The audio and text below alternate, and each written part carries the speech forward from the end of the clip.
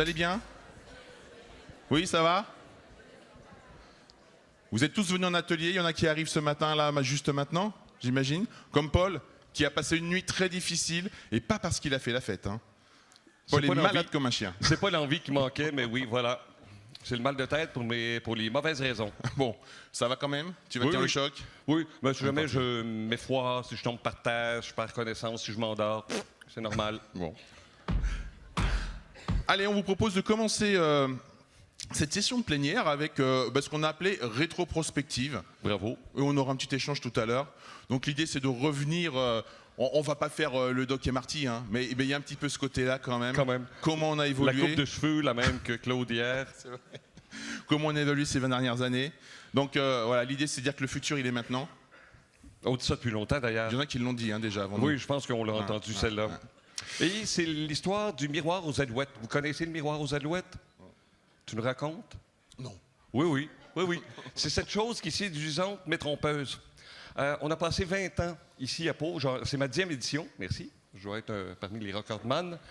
À sortir toujours emballé par un nouveau truc, un nouveau gadget qui était séduisant, avec lequel, puis je vous l'ai déjà dit, on s'est dit, ben là, voilà, le boulot va se faire tout seul. Hier, j'entendais les gens sur l'IA, ben là, dans mon office de tourisme, je pesais sur un bouton, tout va se faire tout seul.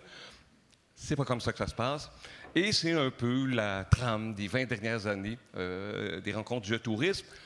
On a peut-être un peu trop d'emphase sur des choses qui sont séduisantes, mais posons-nous la question, quelles sont celles qui sont utiles? La technologie est formidable. Et il y a 20 ans, donc, on était sous Windows XP, essentiellement. Et on est surtout à la recherche, quand on vient ici, on est en quête. J'ai dirigé Veille Tourisme pendant des années et on savait si on mettait top 10, top 5, top 3 dans le titre, c'était des records de lecture. Qu'est-ce que ça signifie? Qu'on est dans une logique de recherche de deviner l'avenir. On va l'avoir de baisse du voyage 2025. Hein? Qu'est-ce qui s'en vient? Quelles seront les tendances? Quelles seront les destinations? Quels seront les types de voyages? En 2004, c'était plutôt... Comment on gère nos emails? Comment on répond aux emails?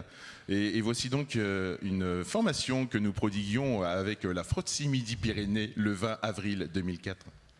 Et de notre côté, au Québec, puisqu'on est d'un milieu très agricole, mes arrière-grands-parents étaient tous agriculteurs, évidemment, mes grands-parents à l'usine, les grands-papas, je veux dire, les grands-mamans étaient à la maison. Il y avait l'Almanach du peuple, qui était le guide qui était supposé de nous prévoir qu'est-ce qui se passerait en termes de météo. 1915, on est d'accord? Et ça donnait à peu près le résultat qu'on retrouve en tourisme, assez facile. On prévoyait que tout irait bien. Si tout allait bien, on avait fait un travail fabuleux. Si tout allait mal, c'était de la faute de la météo. Dans le cas du tourisme, c'était de la faute des élections américaines, les autres, le gouvernement, les élus. C'est de la faute de quelqu'un. Forcément. Aujourd'hui, les travel trends, c'est plutôt ici qu'on les trouve. Oui. Et c'est hallucinant. Parce que j'enseigne à des étudiants qui ne sont pas stupides. Ils ne sont pas stupides. Ils ont toujours 20 ans, mes étudiants. C'est moi qui vieillis. C'est moi qui deviens un vieux con. Et je suis obligé de réaliser qu'Instagram, YouTube, TikTok sont les outils par lesquels ils accèdent au monde. Si vous regardez les études, même en voyage, les sources d'inspiration pour les 40 ans et moins ne sont plus ni des guides papier, ni la télé, ni les films. Ils sont branchés en permanence sur des plateformes de streaming. Et s'ils se posent la question « quoi faire en 2025 ?» comme on le voit ici, ils vont aller sur TikTok. Et je ne connais pas beaucoup d'offices de tourisme qui sont sur TikTok actuellement. Je dis ça, je dis rien. Il y a quelques nombreuses années, on a transformé nos offices de tourisme en Apple Store. Rappelle-toi, c'était le monde des écrans tactiles. Et on avait vu New York sortir ses grandes tables avec ses belles photos. C'est sobre, c'est luxueux. Les gens vont se régaler. Tu y es allé à New York à l'office de tourisme? Oui, c'était horrible. C'était horrible. Et pourtant, j'aime les Apple Store généralement, mais pour les produits Apple. Vide de gens, vide de sens. Et on a pris beaucoup d'espace pour ça. Et on est un paquet ici à avoir investi. Et on est un paquet à avoir conseillé d'investir. Et à dire, regardez comme c'est génial. On peut mettre des plans, on peut cliquer dessus. Et on occupe à peu près 10 mètres carrés pour qu'il y ait une personne qui soit renseignée. Et voilà. Et mal renseigné d'habitude. Puis une fois sur deux, la machine ne fonctionne pas. Bon. Des choses qui arrivent. Bon, on a mis des iPads aussi, hein. Oui, première génération. Ouais. Vous vous rappelez, on est passé de Windows XP 2004. Notre seul outil, les rencontres du tourisme, le numérique, c'est l'ordinateur de table. Vous vous rappelez la tour, là, le truc comme ça, là, que s'il ne fonctionnait pas, il fallait éteindre, débrancher ou donner des coups sur le dessus. On est passé de ça, arrive en 2007 l'iPhone, arrive en 2010 l'iPad. Et là, ici, c'est le délire. Je me rappelle, c'est mes premières ET, là, c'est comme... Tout le monde a un iPad sur les genoux, ça brille de partout dans les salles, c'est magnifique. Aujourd'hui, on a des articles pour se demander ce qu'on fait de notre iPad. Est-ce qu'on le transforme en écran photo? Ouais. Est-ce qu'on le transforme en centrale de domotique? Oui, Ou est-ce ou qu'on planche à couper. Oui. Hier, hein, pour les citrons, pour le bar du Québec, c'était super pratique. C'est lisse. Puis il y a une couche oléophobe, donc top. Les applis. Ça a été un grand moment aussi. Et on en a beaucoup parlé aussi ici des applis. Appli iPhone, appli Android. Chacun la sienne. C'est parti. Oui, il y avait François Poulain. Est-ce que François Poulain qui était à Tourisme Montréal dans la salle? Oh, quel dommage. Quel dommage. Cette idée-là, hein, que les prestataires, ils veulent que l'Office de tourisme, Tourisme Montréal, fasse une application. Je me rappelle, il y avait toi, il y avait Pierre et Louis. On disait, c'est une très mauvaise idée, François. Ça ne sert à rien. Hein? Personne n'utilise les applis. Mais il dit, oui, mais mes prestataires veulent une appli. Ton métier, François, c'est dire aux prestataires qu'il ne faut pas faire une appli. Ils ont fait une appli, ça a coûté très cher, personne ne l'a utilisé. Fin de l'histoire. François ne me pardonnera pas quand il va se réveiller. Et après, dans les applis, on a mis de la réalité augmentée. Ah, voilà. Alors, rajouter une petite couche de plus. Tiens, est-ce qu'on aurait 100 000 € à mettre en plus là-dedans? Exactement. Mais vous avez vu, il y avait ce rêve qu'on allait se promener comme ça avec l'iPhone dans les rues. Déjà qu'on le regarde de façon comme des zombies, bon, c'est une autre histoire, mais voilà. C'était un autre miroir aux alouettes où on se disait que ça allait fonctionner. Même. Les Google Glass. Ah oui, moi j'ai visité l'Expo Velasquez au Grand Palais en famille, tous avec des Google Glass, et on disait mais c'est magique, on va tous avoir ça partout dans la rue. Bon, Vous étiez beau quand même. T'as vu, on était jeunes. Les enfants ont poussé, passe. hein? C'est rendu des adultes maintenant. Oui, cette idée-là, donc, d'une réalité augmentée, du métavers également. Donc, on s'imaginait qu'il y aurait... Encore une fois, là, on commence à avoir un fil conducteur parce qu'il y a une nouvelle technologie. Il y a quelqu'un qui se pose la question, hey, qu'est-ce qu'on peut en faire en tourisme? Et on se dit que ça sera la prochaine révolution. Je pense qu'on devrait avoir appris 20 ans plus tard que les nouvelles révolutions ne sont pas celles que nous croyons toujours. Et puis on a les Oculus, Ouais. on en a testé. Oui, beaucoup. Et puis maintenant, on a Apple Vision Pro, on a Orion, et ça continue. Ça Oui. devient de plus en plus confortable, de plus en plus petit, Oui. mais on De achète plus en toujours plus pas. cher. De plus en plus cher. 5 000 € pour Vision Pro quand même, c'est pas rien, là, les amis. Là. Appel. Et qu'est-ce qu'on va faire? Mais je suis déjà surpris d'ailleurs d'avoir vu personne ici nous raconter qu'il y avait une nouvelle application touristique Vision Pro à 5 000 €. Alors, on a quand même là un jeune étudiant qui est en train de terminer son marathon de 24 heures avec un masque, un casque immersif, et qui va venir nous raconter ça en conclusion, s'il est toujours vivant, bien entendu. J'espère pour lui que ce sera le cas quand même, qu'on n'ait pas de soucis avec sa Oui, faculté. c'est ça. Voilà. Sinon, on pourra faire la conférence, nous. Mais voilà, mais écoute, je pense que dans les tendances 2025, on va quand même avoir une baisse de prix, et donc on va nous dire que c'est le cadeau de Noël 2025 qui va arriver, ou 2026, ça va être le cadeau de Noël, comme l'Oculus l'a été. Oui, mais tu imagines quand même la lunette Meta qui filme en temps réel, si vous le souhaitez, hein, vous pesez ici, etc., qui allume une petite lumière. On va voir des gens se promener, on verrait des... Là, ça va, on est sur scène, c'est public. Maria prend des photos, mais ça va être un peu inquiétant de voir des gens qui sont en capacité en permanence devant nous de nous filmer. Intrusion. Ah, qu'est-ce qu'on a rêvé avec ça, 2007. Ça, C'était c'était parti. magique. Second Life. Allez, on monte nos offices de tourisme sur Second Life. Hein. Tu le fais très bien. Merci. Ouais. On avait des permanences sur Second Life. Ouais. J'avais persuadé le directeur du CRT Midi-Pyrénées de mettre une personne une demi-journée par semaine sur Second Life. Elle faisait quoi?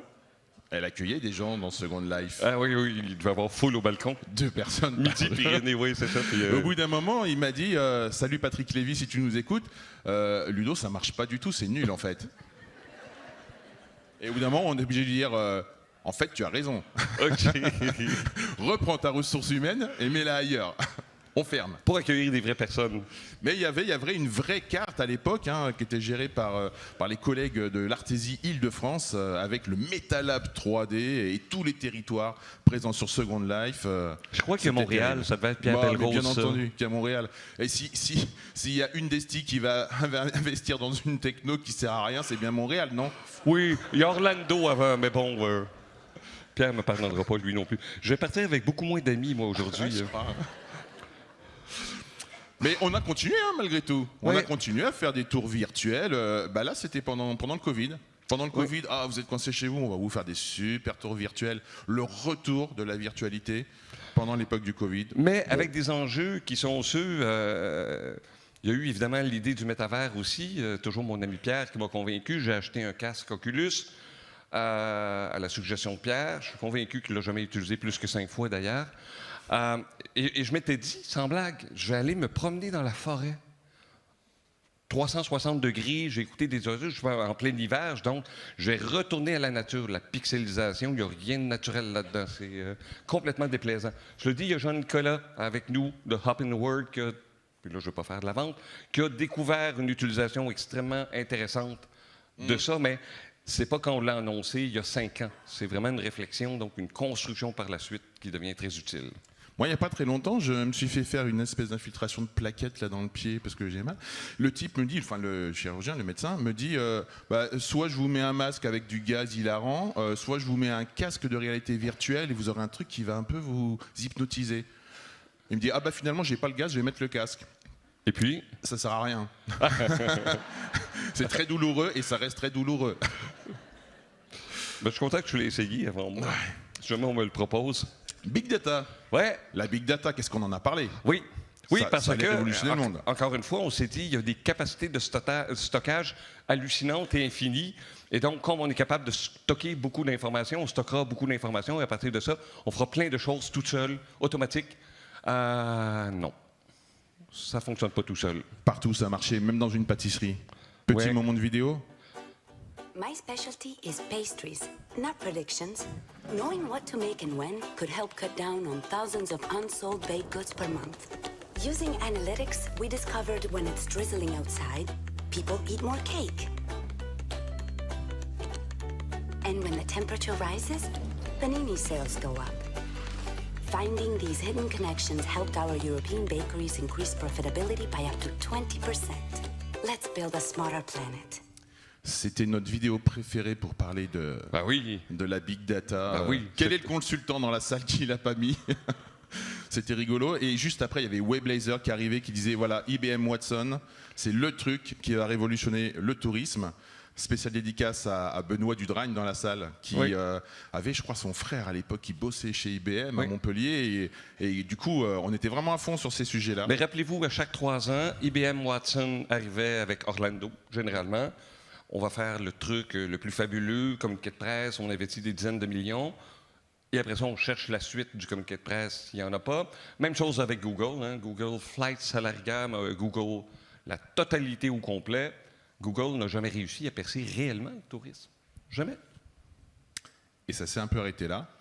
Aujourd'hui, un petit exemple québécois. Oui, c'est l'exemple de Destination Québec Cité, l'Office du tourisme de Québec, qui est un peu un leader. Je salue Geneviève Blouin, d'ailleurs, c'est là. Hey, salut! Où les amis de Destination Québec Cité ont fait un choix tout à fait audacieux.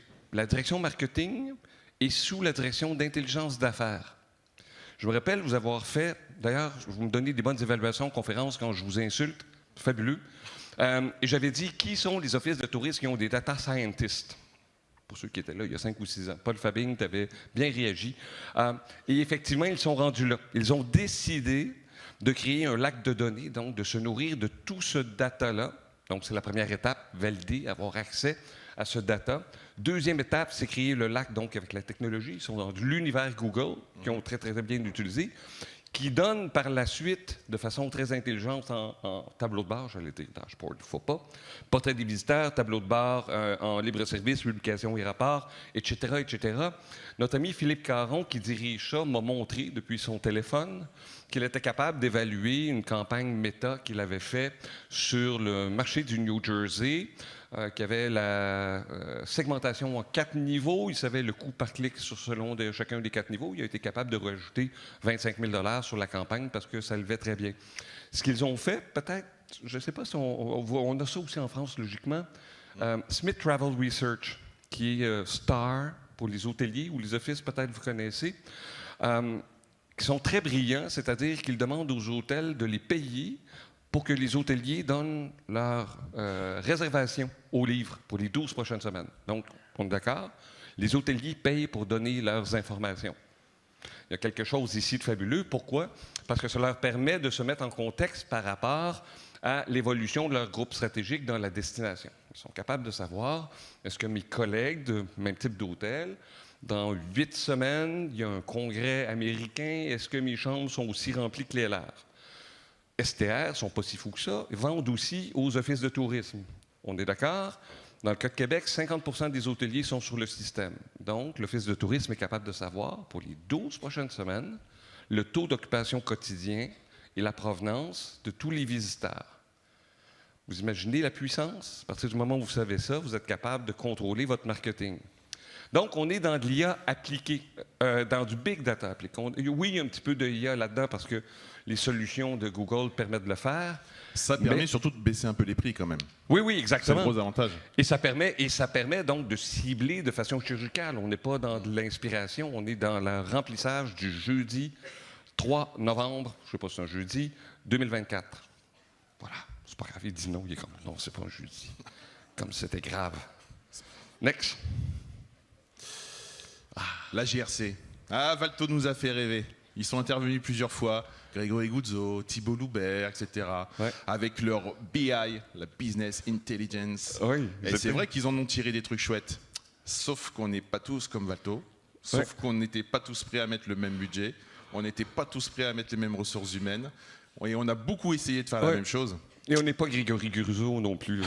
On n'a pas le même type de morphologie. Petite salutation canadienne, la GRC chez nous, c'est la Gendarmerie royale canadienne. C'est les gens, les Mounties avec le chapeau puis le cheval qui se promènent autour de la montagne. Alors, la GRC, au bout de quelques temps, finalement, c'est devenu un chatbot. Oui. Et là aussi, on arrive avec les chatbots. Hein. Et on a tout vu. Il y a 2 ans, j'étais à Nice, à la Chambre de commerce, où ils faisaient un panel à l'invitation de Brice Dution. Et il y avait une espèce d'humanoïde, vraiment, c'est incroyable. Il n'y a même pas 2 ans. Qui répondait, vous savez, la petite fenêtre du chatbot en bas, vraiment, j'ai fait des cauchemars, moi, pendant des semaines par la suite. Et comment, effectivement, 2 ans plus tard, le chatbot qu'on a essayé par toutes les solutions inimaginables, arrive ChatGPT, que personne n'avait vu ou qu'on avait oublié, etc., et qui fonctionne maintenant, et qui permet de faire des choses absolument fabuleuses. Vous avez vu avec notre ami Jean-Philippe hier, comment on peut customiser. Comment ça se dit en français? Customisé. Customisé, bien, parfait. Excellent. On peut dire personnalisé, si tu préfères. C'est moins bon. C'est pas pareil. C'est mieux en anglais, hein? On dirait ce qu'on voudrait. 15 chatbots à découvrir. Ah, pardon. Non, mais c'est vrai. Non, mais oui. Mais c'est vrai que ça a évolué. Oui. Là aussi, une petite couche d'IA. Ce Oui. qui peut quand même commencer à nous faire dire, à ce moment de notre exposé, que une petite couche d'IA un peu partout, on redécouvre des produits qui ne nous servaient plus. Oui. Qui a été le gagnant? La technologie, à ton avis, de la COVID, qui a été quelle technologie? On en parle tout à l'heure. Pensez-y tout de suite. La mobilité. Ah. On en a reçu ici à 2 reprises les projets Hyperloop. Celui qui était installé près de Limoges, celui qui était installé près de Toulouse. Et il nous faisait rêver avec cette Hyperloop. Mais ça c'est allait toi. changer la mobilité. C'est toi, d'ailleurs, qui avait amené ça. Ça, je me rappelle, il était là, oui, Hyperloop, ça va être l'avenir. Ouais. Vous imaginez, vous êtes dans une capsule de verre et vous roulez à 1200 km/h? Je suis pas sûr, moi, non. Ouais. Non. Ouais, on aurait dû se douter, mais on ne savait pas encore à l'époque. Si on avait eu le doc qui était venu pour nous dire qu'Elon Musk, il allait vraiment déraper, on aurait peut-être compris que non. Oui, il va pas bien, Elon. Non, il va pas bien, non. C'est le grand ami de Trump, maintenant. Mais bon, il continue à entretenir ce mythe du véhicule autonome. Et donc, pas plus tard que la semaine dernière, vous avez peut-être suivi, il nous sort donc le Cybercab, c'est ça? Ouais. Cybercab le petit, le gros, je ne sais plus comment il s'appelle, mais voilà, des véhicules autonomes. Gros Cybercar. Dans lesquels on va Big Cybercar. ouais. Alors peut-être qu'aux États-Unis ou chez toi, c'est possible. Sur les routes de Non. France, j'hésite un peu. Hein. Vous savez, il y a des enjeux chez nous. Les routes ne sont pas des routes. Hein, quand on trouve un peu d'asphalte sur la route, on trouve ça intéressant. C'est les nids de poules agrémentés d'asphalte. Il y a l'hiver. Il y a le marquage des routes ne tient pas la route, c'est le cas de le dire. Moi, embarqué dans un véhicule autonome, par chez moi, jamais. Jamais. Oh que non. Oh que non. Bon, et puis sur le durable, on en a parlé déjà avant-hier, il y a quelques ateliers qui l'évoquent aussi. Hein. Mais finalement, plutôt que de se soucier de mettre une navette autonome entre la gare et le parc d'attractions, on va peut-être se poser la question de comment on fait venir les gens jusque chez nous. Est-ce qu'on continue d'aller prospecter sur l'international ? Oui. On a vu que entre les deux études justement de l'ADEME, il y a eu un petit changement, il y a eu le Covid au milieu, Ouais. et que on a une clientèle qui vient un petit peu moins en avion, et pourtant, en France en tout cas, le chiffre d'affaires lié au tourisme, il est resté équivalent. Oui, mais ce qui est assez hallucinant, j'avais cette discussion la semaine dernière avec notre ami toujours Grégory Guzzo, qui nous disait il faut absolument qu'on change nos mobilités parce que la Terre est en péril. Et je lui dis, vous savez comment je suis optimiste, je lui dis ne t'inquiète pas, Greg, la Terre survivra facilement encore des millions, des centaines de millions d'années. L'humanité, elle, par contre, c'est foutu. L'humanité, à la vitesse où on va là, à la consommation d'énergie, ça va être extrêmement difficile. Petit chiffre. Depuis ma naissance, et ça continue, ça n'a rien à voir avec ma naissance, à chaque 15 ans, on rajoute 1 milliard d'êtres humains sur la Terre. Il y a quand même quelque chose là. Et ce qui fait que post-COVID, il regarde le temps, donc on va accélérer après. Post-COVID, on a quand même cette année, on aura 4 milliards 300 millions de passages en avion commercial. 4 milliards 300 millions. J'ai vu cette discussion-là aussi avec Guillaume Cromer, tu le connais, comment il adore ça.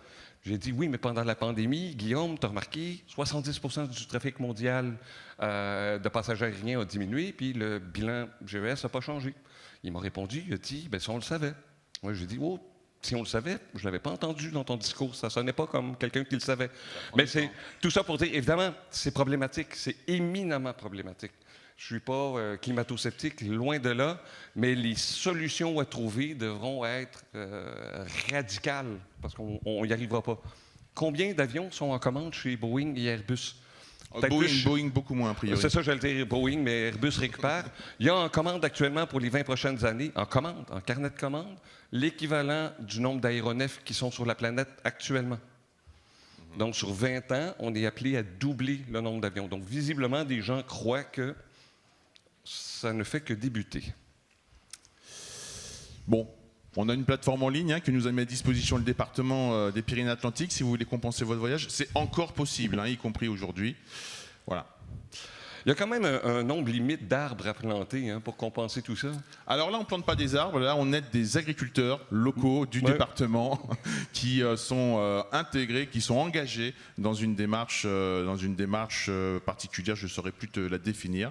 Mais donc, tu ne compenses pas en plantant des arbres, tu compenses en aidant des agriculteurs qui font de la bonne agriculture localement, ici, autour de Pau et du Pays Basque. C'est pas toi qui vas manger derrière. On les remercie.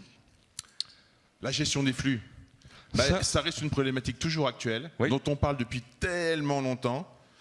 Venise, au tout début des QR codes, qui avait essayé donc de faire des parcours en dehors des grands itinéraires que fréquentent les touristes.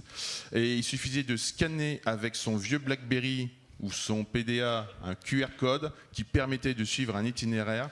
Autant vous dire que ça a super bien marché. D'ailleurs, on voit que Venise, maintenant, a résolu tous ses problèmes. Oui. Mais ce qui est fabuleux, je ne sais pas si tu as vu, c'est qu'ils ont créé une espèce de salle digne de la NASA, observatoire en temps réel, avec des écrans partout, vraiment, là, et tout, avec des capteurs qui permettent de suivre les flux en temps réel. La question, c'est que maintenant qu'on suit les flux en temps réel, on fait quoi?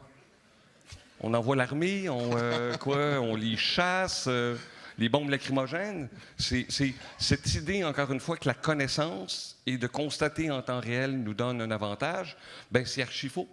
Et autre enjeu fabuleux qui est apparu, parce que ça aussi, c'est une trame qui a suivi pendant 20 ans, le mot surtourisme est apparu dans le dictionnaire, le Petit Larousse, qu'on utilise beaucoup au Québec. Et à partir du moment où il est entré dans le dictionnaire, on est foutu. Parce qu'il ne se passe pas une semaine où on nous raconte avec conviction que nous sommes tous et toutes victimes de surtourisme. Et vous vous rappelez ce que je vous avais dit il y a quelques années. Il n'y a pas de surtourisme, il y a du tourisme très mal géré. Et heureusement, il y a des technologies qui fonctionnent, qui nous permettent effectivement de mieux disperser des sites, c'est-à-dire pas disperser parce que l'individu il est autonome, mais de l'amener vers des offres effectivement qui sont tout aussi intéressantes, sinon plus intéressantes. C'est pas le bon. Snip. À fond sur le marketing. Bah oui, ça fait quand même maintenant bientôt au moins 18 ans qu'on parle des différents réseaux sociaux, que au moins tous les 2-3 ans, il y en a un nouveau qui débarque, et donc forcément, on fait un atelier sur le sujet. Non, on n'a pas fait d'atelier sur Clubhouse. Non, parce qu'on était encore... On a bien utilisé pendant le Covid. Oui, c'est ça. Pendant au moins Qui 2 mois. l'utilise encore? Qui se rappelle de Clubhouse? Ben voilà. Fred Gonzalo, quelle surprise.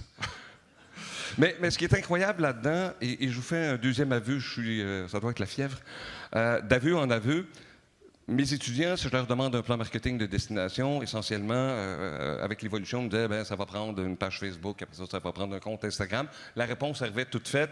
Évidemment, je les chicanais, je leur donnais une très mauvaise note, je disais, vous êtes idiots.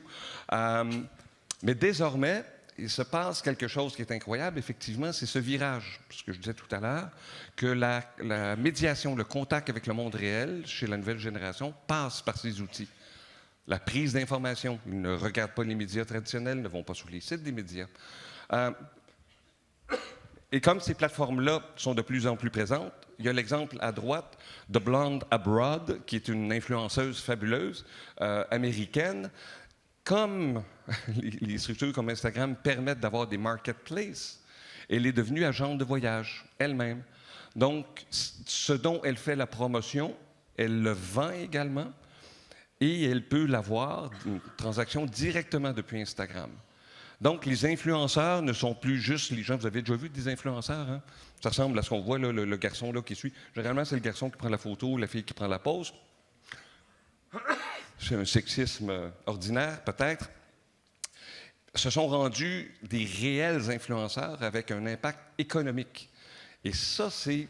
pour moi, inquiétant, parce que j'étais convaincu qu'il y aurait cet effet de mode-là qui allait disparaître. Or, il y a des modèles d'affaires qui sont construits par-dessus ça. On a inventé le démarketing, du coup. Parce qu'à force de faire du marketing, ça marche trop bien. Oui. On réussit trop bien. Oui. Comme tu as plaisir à le dire, on est la seule industrie au monde qui se plaint de trop bien réussir. Exactement. Et moi, j'essaie d'imaginer, je suis prestataire à l'Office de tourisme de machin truc, et j'apprends que la directrice a décidé de désinvestir. Je pense que je suis fou de joie. Je fais comme, quelle bonne idée. Quelle bonne idée. J'ai vraiment trop de clients chez moi. C'est une bonne idée de mettre mon fric à essayer de les convaincre de ne plus venir. Non, mais ça dépasse l'entendement un peu. Mais ça pose la question du pouvoir aussi prescriptif de l'Office de tourisme. Mais ça, un autre sujet. Bon, vous avez tous I've vu been alluded passer... to a situation. It's been happening a lot lately. Tu calmes? People have been seeing those photos. On va la couper. Ouais, non, c'est bien. Non, ouais, c'est bon. On va la laisser comme ça. Vous l'avez tous vu, cette vidéo, de toute façon. Non? Vous étiez où? Bon, on la met vite, vas-y. Allez, vite fait alors. I've been alluded to a situation. It's been happening a lot lately. People have been seeing those photos on social media and are going to great lengths to copy them. I mean, you know them. Hot tub back shot. Man sits quietly on the rock contemplating. Hot dog legs. And the classic one in these parts, the Summit Spread Eagle. Okay, easy does it, sir. Lower those arms nice and slow. That's it, mate. Oscar Charlie, the Eagle has landed. Copy that. Hi, guys. I've seen all this before. Yeah, we all have. But this summer, we're clamping down on anyone travelling under the social influence. Okay? Come on, guys. You've had your fun. Trust me, you're going to absolutely love it. Okay, how about you two? You can consider this a warning, guys. Enjoy the wineries on those bikes. And don't forget to share something new, okay? We have a suspect travelling under the social influence at 11. On comprend le principe. Allez. Alors, c'était cette idée-là. C'est drôle, hein? L'agence de com a fait un bon job. Vraiment. On peut le vraiment, dire. ça a roulé partout. Tout le monde l'a fait passer. Ça a reçu tous les prix internationaux. Mais il y avait cette idée-là, l'idée derrière celle-là de comment l'Office de tourisme, non pas dans une logique de démarketing, ça me dépasse le terme, mais comment mettre en valeur, comment rendre désirable d'autres éléments de l'offre et effectivement de tomber hors des clichés. Cela dit, les clichés pour un premier visiteur, essayer d'expliquer à un Canadien, Québécois, qui va à Paris la première fois, qui ne doit pas aller voir, qui ne doit pas regarder la Tour Eiffel, c'est un peu difficile. Et se prendre en photo. L'économie du partageur d'Airbnb. Je te laisse. L'économie de partage. Le partage, c'est pas un partage. On se posera la question. On n'est pas dans le partage, puis on aura une dernière diapo pour en parler. Ça ici, c'était voyager plus seul, voyager avec des gens qui ont les mêmes intérêts que vous. Il y avait aussi, pendant que vous attendez à l'aéroport, rencontrer des gens avec les mêmes intérêts que vous. Non, non, je n'aime pas les gens. Quand je vais à l'aéroport, j'ai quitté les fils, conjointes, maison. Je veux avoir la paix tout seul, écouteur anti-bruit. Et tu je ne veux que pas. ta valise arrive. Oui, exactement. Sur le Mais ça, tapis. j'ai le AirTag dedans. Donc, tout va bien. Cette idée-là, que parce qu'on peut inventer une application qui nous permet de parler, de rencontrer, d'avoir des gens qui nous intéressent, ça ne fonctionne pas. Les seuls qui fonctionnent, je pense, c'est swipe gauche, swipe droite. Et encore là, moi, je pense pas que c'est touristique. Pas trop pour l'instant. Il doit avoir un potentiel. On en parlera, on L'an pourrait en prochain. parler, c'était un des sujets d'hier sur le maïs, mais il y a eu un moment où on n'a pas beaucoup le choix. On s'est rencontrés un petit peu hors ligne, en ligne plutôt, et il y a beaucoup de palais des congrès qui ont investi dans des systèmes hybrides, des studios de télé, des gens sur place, des gens en ligne, et on s'est mis à rêver du fait que le tourisme d'affaires, ça allait complètement être révolutionné. Oui. Enfin, quand je dis rêver, il y en a qui ont cauchemardé quand même. Oui, quand même. Ceux qui vivaient beaucoup du tourisme d'affaires. Mais il y a eu pas mal d'investissements. Beaucoup d'investissements sur ces salons hybrides. Et finalement, vous êtes 802 aujourd'hui. C'est ce que j'allais dire. Vous n'êtes pas en ligne. Là. Vous êtes tous visiblement ici. Vous êtes Moins quelques-uns conscients pour certains, mais ça, c'est une autre histoire. C'est le gin québécois. vous êtes quelques-uns à suivre ça en ligne, sur LinkedIn ou YouTube, mais En replay. pas tant que ça. Non, en live. Là, tout de suite, il y a des gens derrière leur ordi qui sont en train de te regarder. Oh mon Dieu, Il y en ça a commence mal la plusieurs qui ont journée. demandé ça. l'adresse pour pouvoir, voilà. Mais Et tu il y sais- en a qui vont te regarder en replay. Mais en tout cas, au final, on n'a pas mis des choses en œuvre de façon beaucoup plus importante. Mais il y a un changement réel, par contre, qui s'est opéré à l'aéroport de Montréal, Montréal-Trudeau, du nom du père de l'autre, pas du l'actuel, parce qu'il ne mérite pas un aéroport. Le trafic entre la ville de Montréal et Toronto, donc la capitale économique, c'est un vol d'à peu près 1h15, 1h20, moins. C'était la liaison la plus importante intra-canadienne et les volumes sont à moins de 60% de ce que c'était avant la pandémie. Ce qui a permis à l'aéroport de dégager 5 portes, 5 gates, voilà, parlons français en mieux, 5 portes qui sont désormais dans la zone internationale. Donc, la perte de petits porteurs, des petits 737 entre Montréal et Toronto. Pourquoi? Parce que les entreprises se sont dit, on peut très bien faire une réunion sur Zoom, sur Teams, etc., a laissé de la place à des vols beaucoup plus payants pour l'aéroport. Et encore une fois, ça participe de ce phénomène que, post-pandémie, les gens voyagent encore plus loin, avec plus d'enthousiasme. Alors voilà, le vrai gagnant de la crise du Covid, c'est lui, paraît-il. Le QR code. D'ailleurs, vous en avez un qui mène vers le programme, normalement, mais Oui. que personne n'utilise parce que tout le monde vient au desk pour demander où se trouve l'atelier A16. Oui, Lauriane adore ça, d'ailleurs. Et d'ailleurs, le papier était pas bon, puisque en fait, quelqu'un dans l'équipe s'est dit tiens, je vais demander à ChatGPT de me faire un tableau à partir du site internet. Et ChatGPT a fait n'importe quoi. C'est peut-être Et la donc, programmation il a qui est n'importe mélangé quoi. tous les ateliers, figure-toi. Ludo, c'est peut-être la programmation qui est n'importe quoi. Et c'est lui qui est intelligent et qui a tout remis dans l'ordre. Oui, c'est ça. Ah, Possible. Mais les codes QR sont partout. Sont partout sur les menus, les restaurants. Technologie simple qui était désuète, et voilà, qui est remontée en force. Et pourtant, Dieu sait que ça nous agaçait avant. Alors pourquoi ça marche? Quelques conclusions.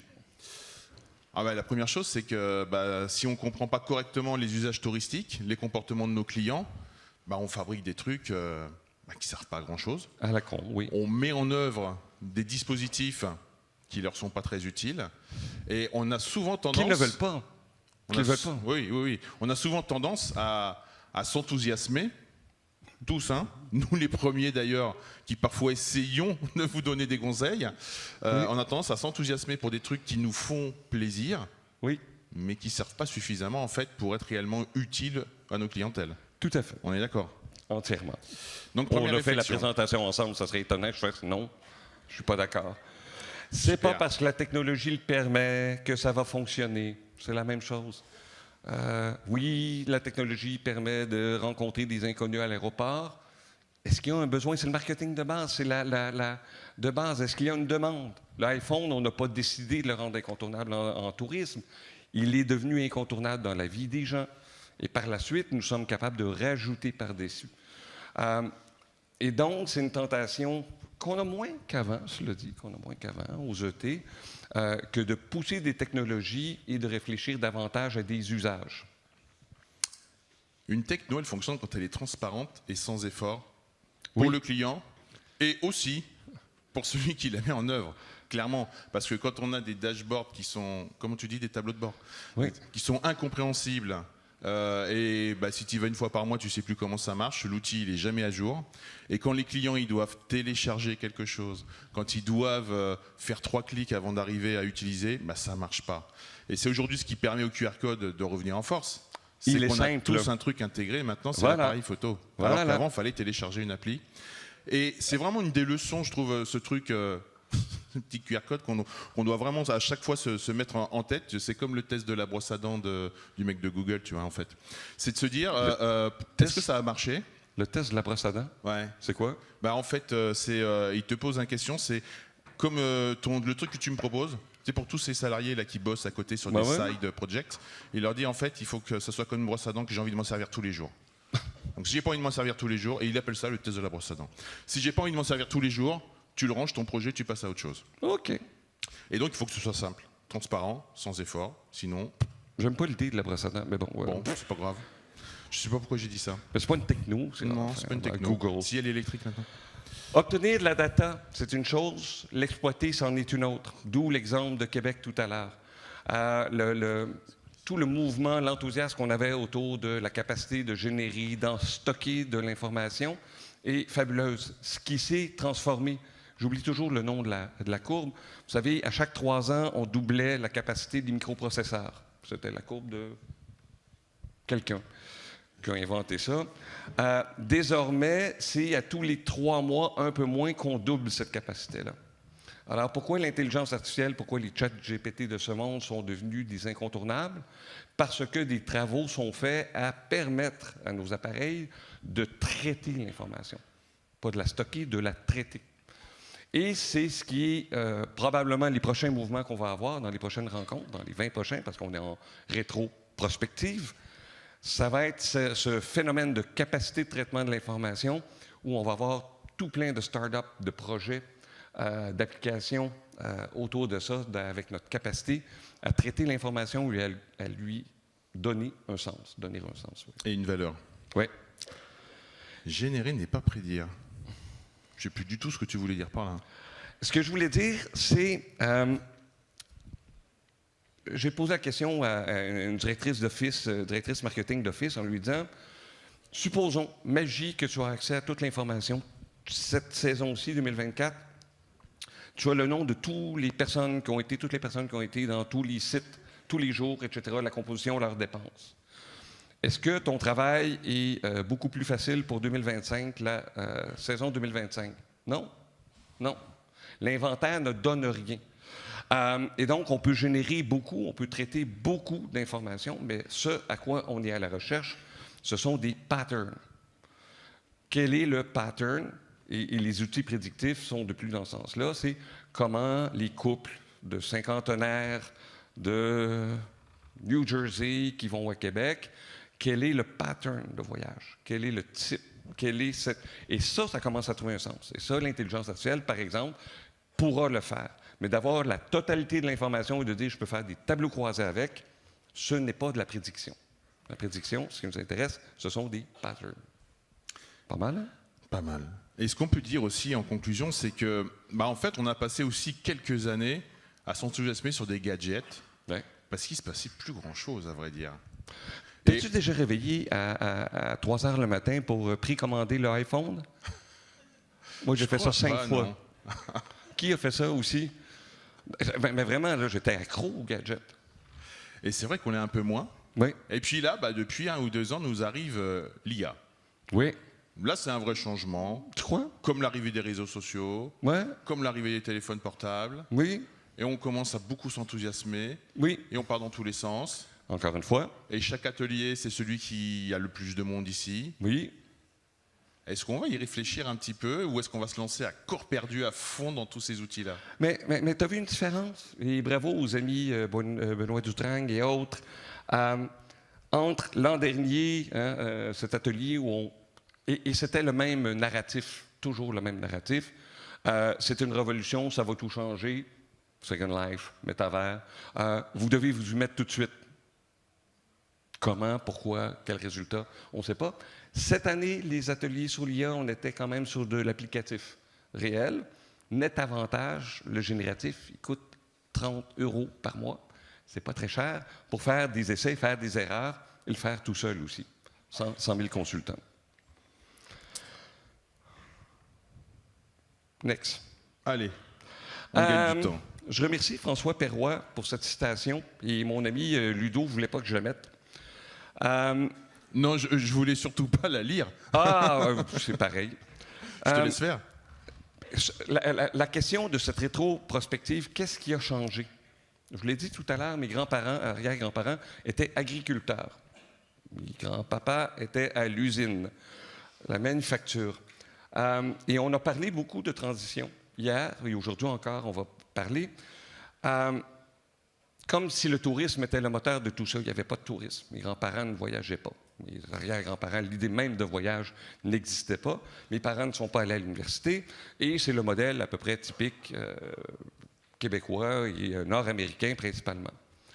Je vous l'ai dit, je rencontre à chaque année, et je prends un coup de vue à chaque année, des étudiants qui ont toujours 20 ans, qui sont toujours avec l'enthousiasme de la jeunesse. Ils ont le même âge. Moi, je vieillis.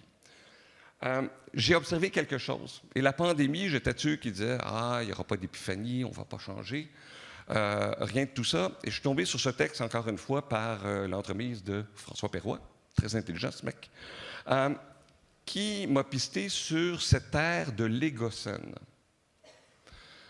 On se rappelle, l'Anthropocène, c'est cette ère où, à partir de la révolution industrielle, l'être humain est devenu un facteur vecteur le plus important de changement des écosystèmes vivants et autres sur la planète.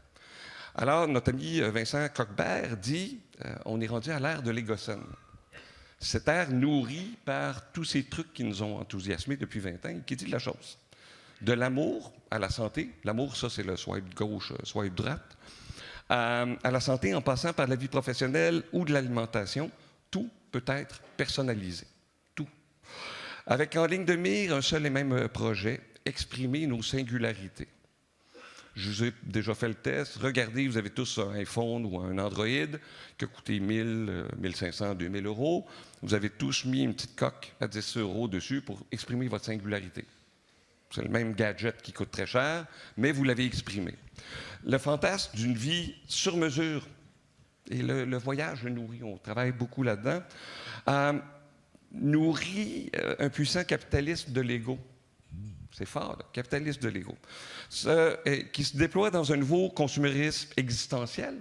Évidemment, l'achat nous permet de nous définir, de nous exprimer, de nous représenter, structuré pour nous laisser croire un accommodement personnel, un accomplissement personnel. Hein, quand ça va mal, quand les gens sont anxieux, Amazon, on remplit le panier. Et tout ça, on assiste dès lors à l'avènement d'un être nouveau genre, bourreau et victime, bercé par l'illusion que le monde peut et doit se conformer à ses désirs et non à l'inverse. Ça exprime, je pense, très bien la société d'aujourd'hui, la génération d'aujourd'hui. Et on en fait partie, pas génération de la nouvelle génération. On est vraiment bercé par tout ça. Je regardais le nombre de photos autour de ET avec l'entrée, avec les lettres, etc. Exprimer Et on appelait ça le partage, et on ne partage pas en réalité. On se met en scène. On a besoin de ça parce qu'on est très anxieux, très inquiet. On doute un peu, peut-être. Dis un petit mot le fun pour terminer. Hein. Bah, moi, je suis sorti des réseaux sociaux, ça va très bien. Mais on a poussé les réseaux sociaux, tous les trucs qu'on a Mais bien poussés sûr, ici. mais bien sûr. On était des apôtres de tout ça. Là. Et on en est bien content, mais effectivement, ça pose question. Voilà. Alors, qu'est-ce qu'on en fait de tous ces outils? Bon, on demande ça à nos 3 invités. Allez, on poursuit avec nos invités. Et donc, j'invite à nous rejoindre sur scène. Hop, Vous êtes gentils. Solène Ogea-Davis, Axel Ochitsky et Marion Oudneau-Piton. On va peut-être s'asseoir un peu. Au centre. Allez. Quoi? Allez-y. Alors, tu vas te Yep. mettre à côté de Paul. Axel au Ils ont centre. décidé que c'est Solène qui allait attraper Marion. mon virus. Ah, oui, j'avais oublié. Je vous active quelques micros. Bon, on fait un petit tour de table rapide, juste le temps que vous vous présentiez les uns et les autres. Solène, tu débutes? Solène Ogea-Davis, je suis la directrice générale du groupe hôtelier Oco Hotel. C'est une entreprise qu'on a créée une quinzaine d'années en famille avec mon papa. C'est une chaîne donc d'hôtels 4 étoiles, hyper centre-ville. On est implanté un peu partout en France, à Paris, mais aussi dans les territoires, puisqu'on est à Nantes, à Lyon, à Strasbourg, à Lille. Et on est, depuis avril 2023, la première marque hôtelière entreprise à mission. Bravo. Moi, il y a 8 ans, j'étais assis là, grosso modo, où il y a Geneviève, et je vois apparaître un ange, blond, voix douce, ouais, qui raconte effectivement un truc à mission. Et donc, elle annonce avec sa voix douce qu'elle va rocker, qu'elle va casser les codes. Vraiment, il y avait quelque chose de solide.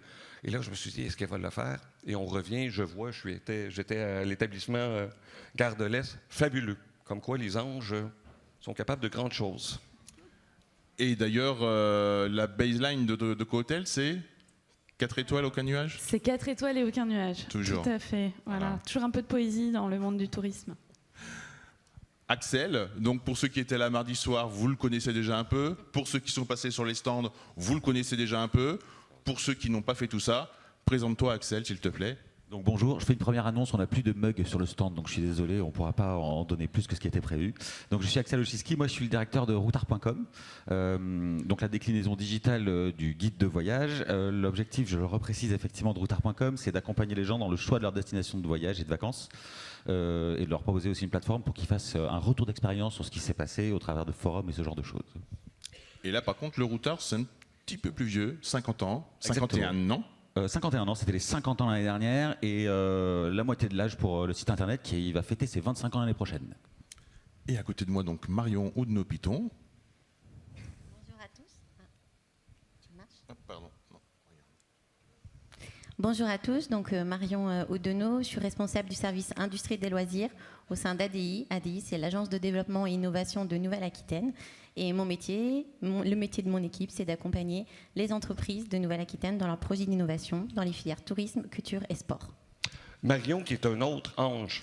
Moi, je l'ai connue qu'elle était directrice d'office de tourisme. La même chose, toute douce, toute douce, toute douce. J'ai jamais été directrice Non, mais d'office de t'étais dans un tourisme. office, excuse, bon, ben, c'est toi qui prenais toutes les décisions importantes. T'avais organisé J'étais les, bras droit, mais j'étais pas- Open, comment ça s'appelait, les Open, voyons donc, le Garokan Days. Oui, Ah, ah. dans une autre vie, mais effectivement, beaucoup me connaissent. Enfin, je sais pas, parce que je me dis que moi aussi, je vieillis. Je crois que mes premiers étés, c'était en 2010. Donc voilà, donc il y a aussi beaucoup de générations, il y a beaucoup de têtes que je ne connais pas aujourd'hui. Mais effectivement, j'étais à l'Hôtel Val-de-Garonne, à Marmande, et j'avais créé à l'époque, et évidemment, Paul était venu, les Garocamps, qui était un festival d'innovation autour des festivals en France. Donc oui, pour tous les gens de la génération de Paul et Jean-Luc Boulin, vous avez connu Marion à ce moment-là. J'ai eu peur quand il m'a invité sur les 20 ans après, je me suis dit merde. Est-ce qu'on a le droit quand même de répondre dans le langage des sourds Oh D'accord. Je te rappelle que c'est filmé. Tu es numéro 1. Bon, je passe à la séquence suivante. Peut-être quelques réactions tout d'abord, tous les trois. parmi les quelques les quelques trucs qu'on a présentés, est-ce que il y a un truc qui vous a fait kiffer à un moment, où vous vous êtes dit, faut qu'on y aille à fond, dans votre boîte de maintenant ou à l'époque, et où maintenant, après coup, un peu comme nous, vous vous dites, qu'est-ce qu'on a été naïf quand même, qu'est-ce qu'on s'est emballé pour rien. Oh bah, moi j'ai eu la chance à la sortie de l'iPad dont vous avez parlé de travailler dans les médias. Je travaillais du coup avec Paris Match sur le développement d'une liseuse spéciale. J'ai jamais vu un contenu aussi quali. Il y avait de la vidéo, ça popait dans tous les sens, on tournait des pages, il y avait du son. On a été élu deuxième meilleur appli au lancement de l'iPad par Apple lui-même. Wow. Personne n'a jamais lu ce magazine. On a fait à peu près 800 lecteurs au top du top qu'on avait. Ça prenait une journée entière de remontage de toutes les maquettes. C'était incroyable. Flop complet. Et pourtant, qu'est-ce que c'était beau. C'était magnifique, mais vraiment magnifique. J'ai une émotion qui passait, c'était splendide. Solène, chez Oco ou avant? Oui, moi j'ai adoré la rétrospective qui montre bien toute l'énergie qu'on peut mettre dans des choses extrêmement inutiles par moment. Alors, chez Oco, on n'est pas des grands fanats de technologie, donc c'est rare qu'on s'emballe sur quelque chose. On en est à tester notre 3e CRM, donc on n'est pas chaud sur le sujet, mais c'est amusant parce que quand on a lancé notre premier hôtel, on avait quand même envie de faire des petites incursions techno, et donc on s'était dit ce serait génial si en 2014 le client peut ouvrir sa porte de chambre avec son téléphone. Et je tiens à dire que ça marchait, parce que souvent ce genre de truc ça marche pas. Et en fait très vite on a fait un petit retour d'expérience, et nos équipes nous ont dit mais en fait les clients ils ont essayé, mais ils préfèrent venir parler avec nous.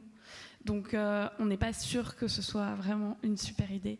Et pour nous, ça a été un exemple fondateur qui a été une bonne illustration de...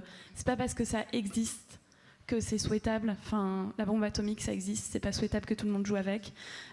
Et en tout cas, dans l'hôtellerie 4 étoiles, c'est pas parce qu'on peut ouvrir sa chambre avec un téléphone ou n'importe quoi qu'on n'a pas envie d'un humain qui sourit et qui accueille. Marion, pour toi?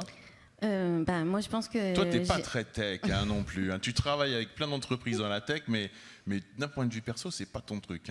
Ouais, mais ça, c'est parce que c'est d'un point de vue perso. Mais c'est vrai que je suis pas très tech. Mais en vrai, finalement, je me dis que je suis vraiment un contre-exemple.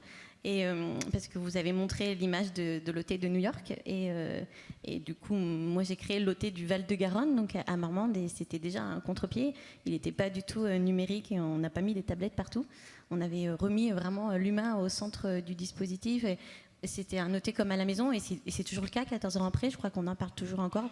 Et ça reste un modèle d'hôtel nouvelle génération, parce que j'étais dans ce collectif avec Jean-Luc Boulin sur l'hôtel nouvelle génération. C'était comme ça qu'on l'appelait. Il y avait Biscarrosse et il y en avait quelques d'autres, je me souviens plus.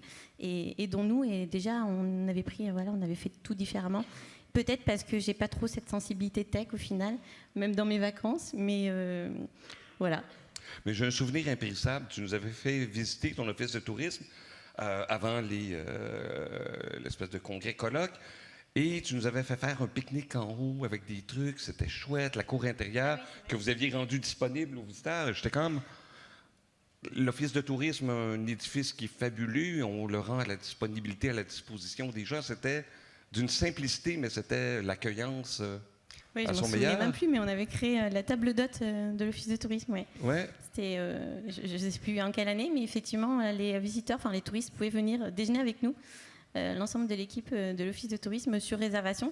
Et en fait, au départ, je me souviens, les conseillers en séjour, je sais pas, il n'y a personne, je crois qu'il n'y a que Solène aujourd'hui de Val-de-Garonne, mais elle n'était pas là à cette époque. Elles étaient hyper réfractaires, elles ne voulaient pas du tout entendre de parler de cette idée, de mon énième idée, parce que je pense que c'est ça peut être vite insupportable, je pense, de travailler avec moi sur des idées un peu comme ça. C'est ce que tout le monde dit après. Voilà. Et du coup, elle m'avait dit, mais non, n'importe quoi, on va pas déjeuner avec les touristes. Et au contraire, en fait, c'était une autre relation qu'on leur offrait. Et la première table d'hôte qu'elles ont faite, elles ont dit, ah mais c'est trop génial, on va en faire tout le temps. Et du coup, effectivement, les touristes attablaient avec nous. Et alors, on faisait pas le repas. Il y avait un restaurateur qui nous livrait, et on faisait pas la vaisselle non plus parce que c'était pas le but. Voilà. Mais et elles avaient trouvé ça hyper chouette. Ouais. Donc c'était la table d'hôte de l'office de tourisme. Ouais. Ça rejoint ce que tu nous disais, Solène, finalement, avec tes clients qui voulaient du contact. Et c'est un peu ça aussi que vous avez amené dans la création d'Oco Hotel, et qui a été depuis d'ailleurs repris, dupliqué par d'autres chaînes, d'autres hôtels. C'est le fait de pouvoir se croiser, c'est une des marques de fabrique de vos hôtels, c'est que les clients entre eux peuvent se croiser, peuvent faire un apéritif, et c'est inclus finalement dans la prestation. L'innovation, elle n'est pas uniquement techno, elle est aussi humaine dans votre conception en fait. Oui, alors nous, on a toujours fait le pari d'avoir un concept audacieux, mais avec la base du métier qui est maîtrisée. Et la base du métier, c'est l'accueil. Pour vous, comme pour nous, c'est vraiment un facteur clé de succès dans la réussite d'Oko Hotel. Et forcément, donc, il y avait cette idée d'avoir du staff qui sait accueillir, qui n'est pas bloqué derrière son desk. Et en fait, pour ça, on a besoin de la techno. Si on veut éviter que l'hôtelier, le réceptionniste ait 50 paramètres à vérifier sur une réservation, si on veut éviter que pour facturer un client qui a commandé un verre de vin, il y ait tout un truc super compliqué, il faut de la techno qui fonctionne. Donc nous, on est intéressés par la technologie à partir du moment où elle est en mesure de donner aux équipes un gain de productivité. Il y a beaucoup de tâches aujourd'hui dans l'hôtellerie qui sont faites par des humains derrière un ordinateur avec absolument aucune valeur ajoutée. Donc c'est là que nous, on réfléchit quand on choisit un système. Il faut que ce soit hyper facile pour nos collaborateurs de le prendre en main. Il faut évidemment que ce soit cloud. Il faut que tout soit simple, parce que dans nos équipes, comme dans les vôtres, il y a un peu de turnover. Donc la capacité des gens à prendre en main ces systèmes hyper rapidement pour justement être performants vis-à-vis du client et pour être vraiment dans l'échange avec tout ce qu'il peut avoir d'humain et de magique par moment, ça c'est vraiment notre priorité dans le choix de techno. Donc pas de multiplication d'outils, ni pour le client et surtout pas pour les équipes en fait, qui travaillent dans les différents services. Alors on est obligé d'en avoir, mais en tout cas, l'outil le plus simple possible pour eux, la techno la plus efficace, c'est ce que vous disiez tout à l'heure, c'est pas parce que ça existe que ça fonctionne, c'est absolument la base. Et puis surtout, pas de choses qui viennent casser le contact. On peut imaginer que le client, enfin que l'hôtelier, il ait une tablette avec lui pour aller plus vite, pour sortir de derrière son desk. Après, nous, on nous le propose tous les mois. Je le dis, il n'y aura jamais de comptoir équivalent SNCF pour que les clients OCO s'enregistrent, parce qu'on sait que ce qu'ils aiment chez nous, au-delà du concept et du marketing et de tout ce que potentiellement on fait bien, c'est l'accueil. Chez nous, la qualité de l'accueil, c'est 91% de taux de satisfaction. Et ça ne sera jamais remplacé par des machines. Et ça, il faut se rappeler. Nous, les Québécois, on arrive, on prend l'avion, décalage horaire, on n'a pas dormi, on a mal mangé. Air France, Air Transat, Air Canada, indifféremment. Et on arrive à l'hôtel souvent combien de fois et la personne derrière le desk regarde un écran et commence à interroger l'écran. Puis là, je suis comme, je suis là, c'est à moi que tu parles, c'est moi qui viens d'arriver. Et on voit que la personne est dans le processus et c'est horrible. Mais je suis un peu curieux de vous entendre tous les trois. On a parlé d'IA beaucoup, je ne sais même pas si c'est dans le texte. Quelles sont les couches facilitatrices que vous envisagez pour les 10 prochaines années dans vos métiers respectifs?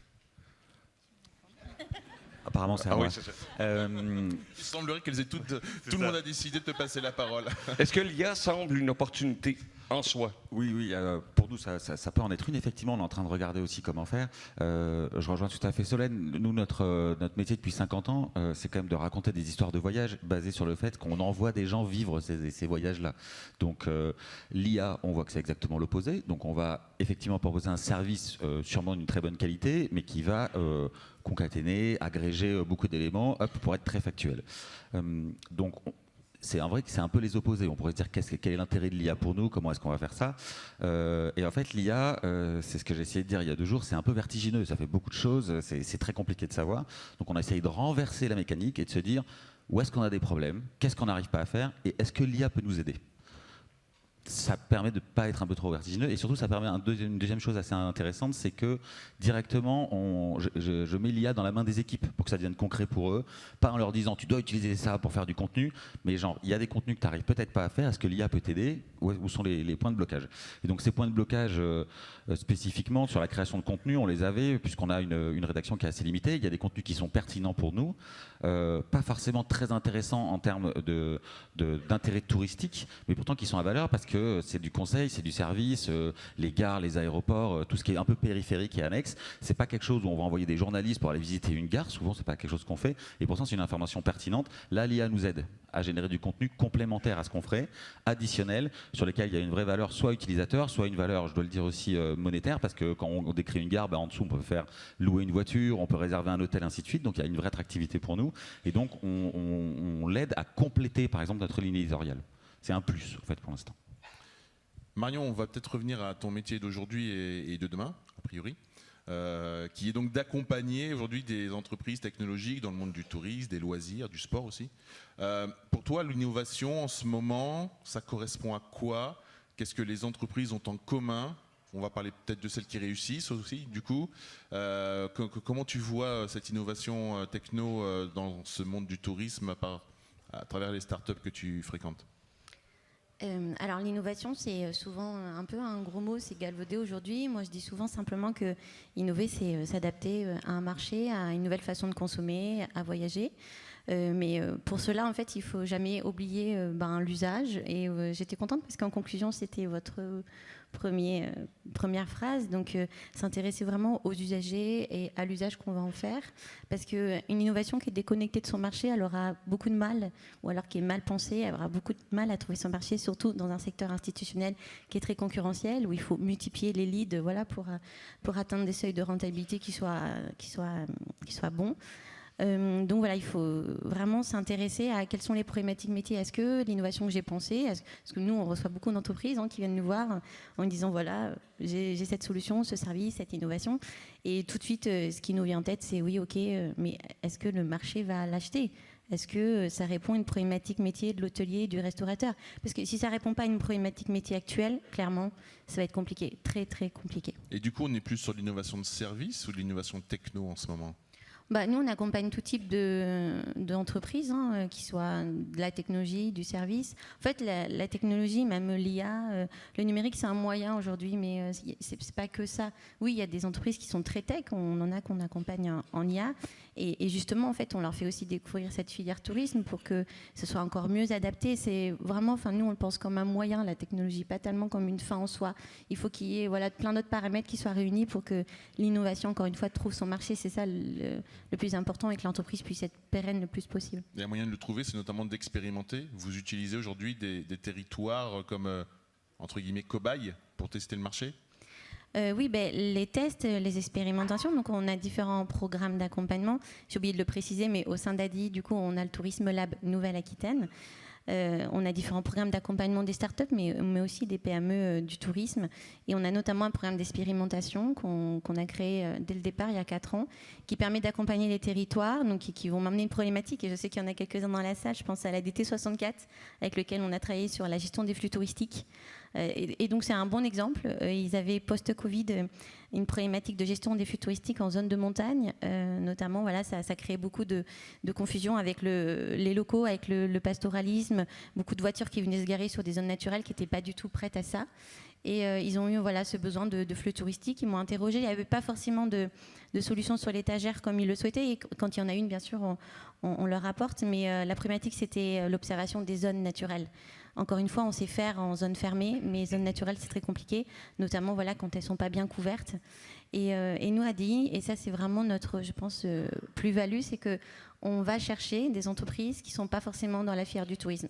En l'occurrence, on a été chercher une solution qui est spécialisée dans le monde des transports, qui accompagne notamment dans le Pays Basque espagnol tout le réseau de transport, qui va observer en fait l'arrivée des trams ou des bus, les passagers, qui va pouvoir faire du prédictif. Et en fait, c'est ça qu'on fait beaucoup, c'est qu'on va chercher en fait des technos qui existent dans d'autres univers et qu'on peut venir adapter sur la marché du filière. Pourquoi ? Parce qu'en fait, ils vont avoir plus de chances d'être pérennes et plus de chances de pouvoir se diversifier et du coup de concourir à un nouveau marché.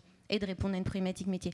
Donc on a plein d'exemples comme ça d'expérimentation qui permettent de... Pardon, je suis bavarde, c'est ça? Non, tu fais un 15 minutes chrono là. Ah, en fait. pardon. Oh, il n'est pas gentil. Non, Au contraire. Et je sais plus du coup. Mais si tu étais en train de conclure sur justement ce qu'apportait l'entreprise. Oui, et l'expérimentation. En fait, ça permet vraiment pas d'inventer parce que le mot est trop fort, mais de conforter des solutions qui existent déjà et de leur permettre vraiment de travailler ce modèle économique. C'est ça qu'on va chercher, qu'on cherche à accompagner. C'est stabiliser un modèle économique de l'entreprise pour qu'elle se développe le plus possible. Et du coup, Axel et Solène, vous, quand vous avez une problématique métier, vous allez chercher des entreprises que vous connaissez déjà, vous utilisez des services tiers qui vont vous proposer une fonction, vous avez quelqu'un chez vous qui est en veille sur des solutions qui existent, comment ça se passe? Alors, nous, on a un premier truc qui est un peu le bon sens paysan, où effectivement, on se pose, comme le décrivait très bien Marion, quelle est vraiment la problématique. Souvent, quand on creuse, la tentation, c'est j'ai une problématique, je mets un outil. Parfois, l'outil, il est déjà là. Mais en fait, il n'y a pas eu la formation qu'elle est avec. Il n'y a pas eu l'implication du manager pour faire adopter cet outil. Il n'y a pas eu le temps dédié pour, etc., etc. Donc déjà, on essaie un peu de creuser le problème.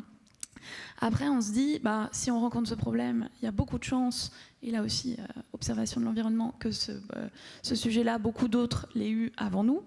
Donc on a tous, moi vraiment j'incite mes collaborateurs, autant les directeurs d'hôtel, les directeurs directrices que les chefs de département au siège, à avoir un réseau.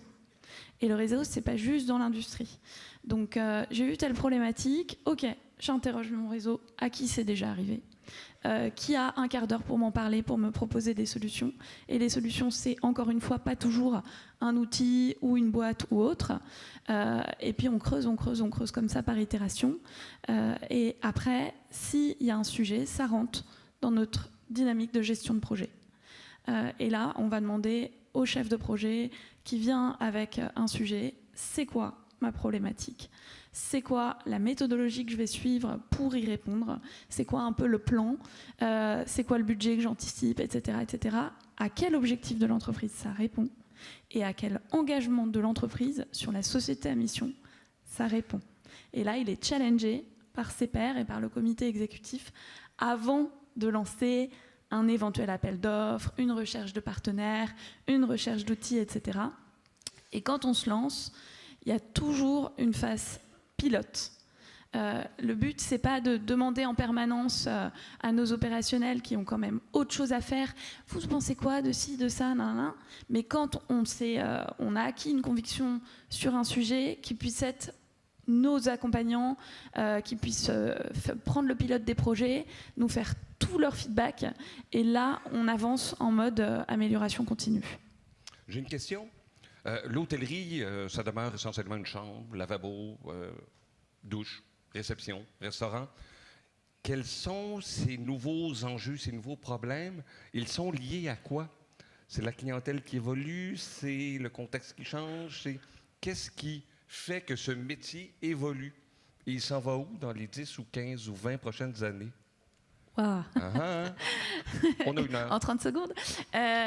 Alors moi, ce que je trouve passionnant dans l'hôtellerie, mais comme dans le tourisme, c'est qu'en fait, on travaille sur de la sociologie pure. Donc les problèmes, la rétrospective est super amusante, les problèmes n'ont pas changé. Peut-être que le Covid a mis en lumière des choses qui existaient déjà. On a un enjeu de transition climatique, très clairement. Enfin, si demain il n'y a plus de tourisme, il n'y a plus d'hôtellerie, il n'y a plus grand-chose en fait, de toute façon. Donc le fait que l'industrie de l'hôtellerie, qui est très consommatrice d'un point de vue énergétique, devienne demain vertueuse, voire même décarbonée, ça, c'est un énorme enjeu. Et ça se décide sur beaucoup de sujets parce qu'il y a les exploitations. Nous, on a fait notre bilan carbone de Scope 3, donc ça inclut évidemment tous les flux des gens qui viennent à nous, de nos fournisseurs, etc. En fait, notre exploitation, c'est 25% de notre bilan carbone. Les 3/4 de notre bilan carbone, c'est les clients qui viennent à nous. Et sur les clients qui viennent en avion, c'est eux qui qui prennent tout le poids du truc. Donc là, nous, on a pris la décision de plus s'implanter dans les zones aéroportuaires. C'est une décision très forte, mais c'est qu'un début. En fait, on est en train de réfléchir à se dire comment on communique vers nos cibles.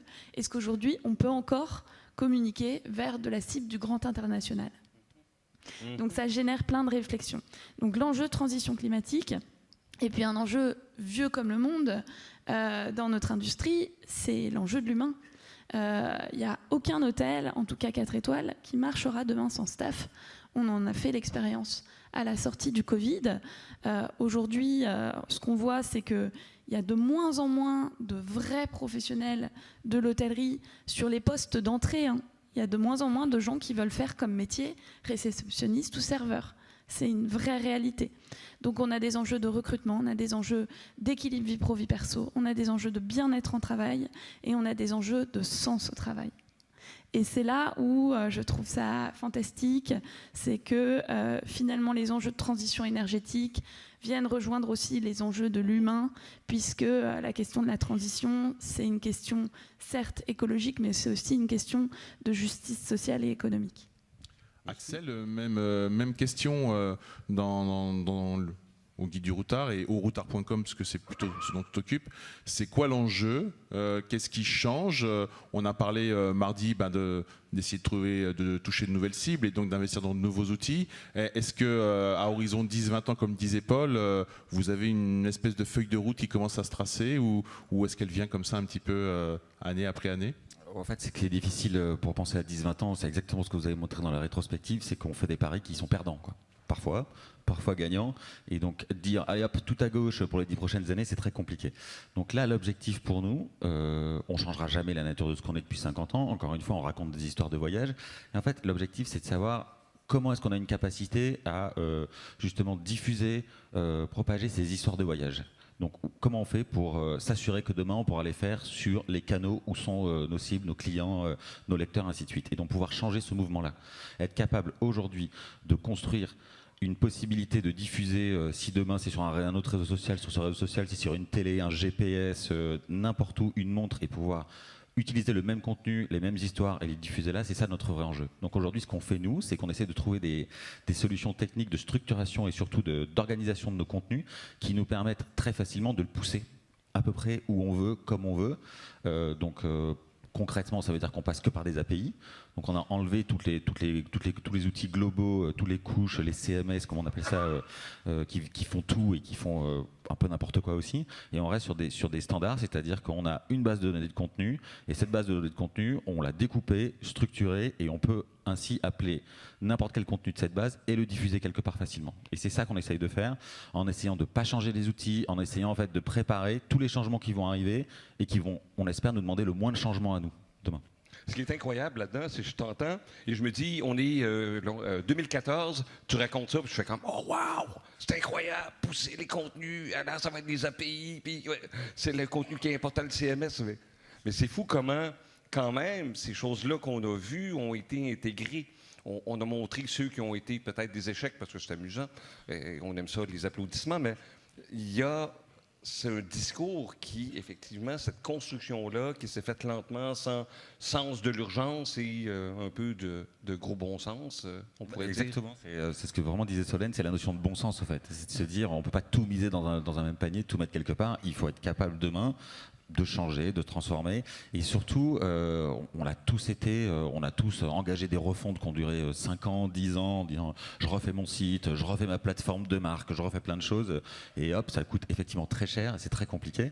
Et là, nous, on avait fait la même chose. On est parti routard.com en développant nos propres outils de gestion du contenu, un outil de forum, un peu compliqué à maintenir, je peux vous dire, un outil de gestion du contenu éditorial.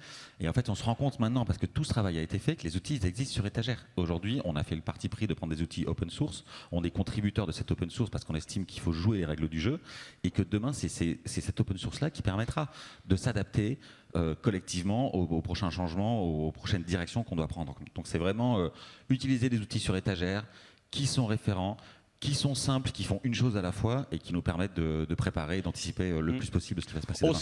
On sait qu'on ne sait pas, mais on est préparé à un changement inéluctable. C'est exactement ça. Je ne sais pas où ce sera, mais je suis prêt à y aller. Voilà.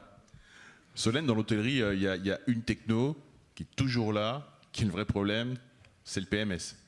On est toujours sur cette notion de PMS et toujours en train de se dire, tiens, lequel fait le mieux le boulot, lequel me permet de mieux gérer et d'être le plus simple pour mes équipes. Ça n'a pas changé. Ça n'a pas changé et on est toujours en quasi-incapacité, quand le PMS tombe, de vendre son hôtel. Donc c'est le cœur du réacteur.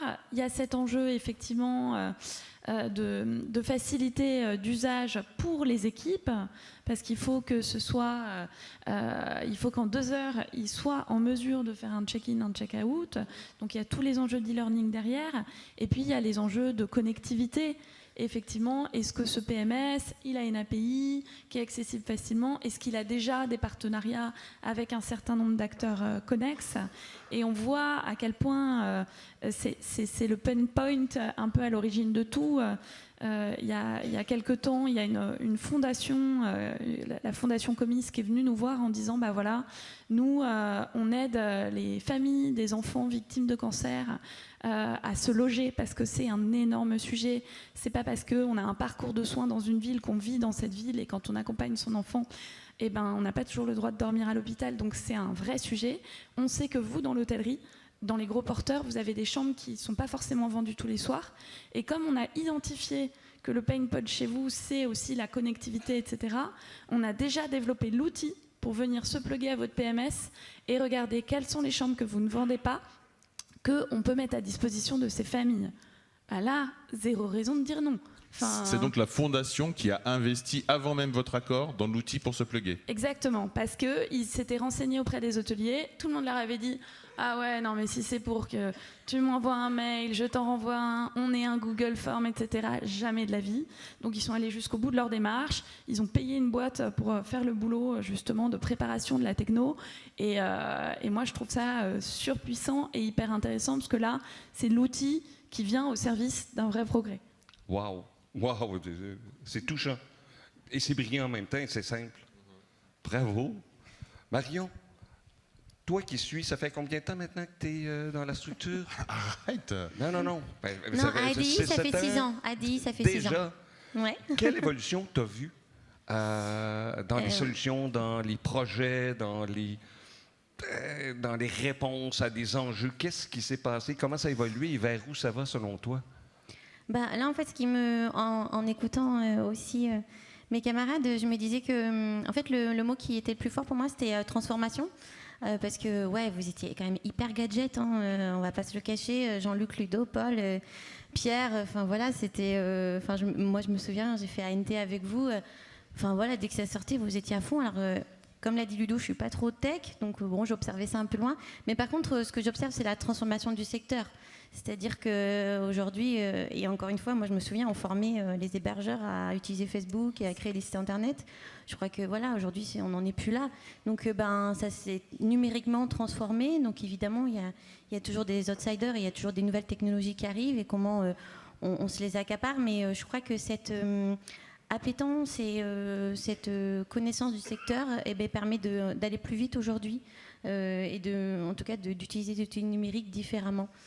Voilà, il y avait ça qui me venait en tête. Donc, ce que j'ai observé, c'est la transformation du secteur. Et là, c'est quoi les projets qui te font plaisir, que tu accompagnes? En fait, les projets, mais ils sont pleins de défis. C'est compliqué. Ce qui est compliqué, moi, ce que j'adore, c'est les sujets de mobilité. Il y a beaucoup d'ateliers en ce moment.